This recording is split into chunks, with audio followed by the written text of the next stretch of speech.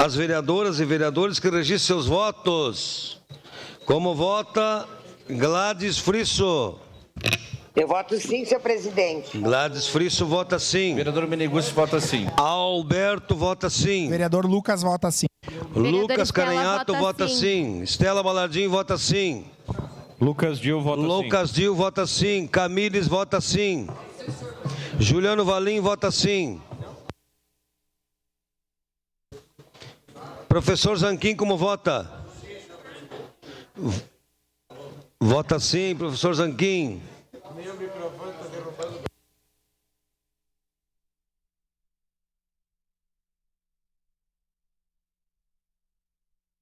Encerrado o registro dos votos, encerrada a votação.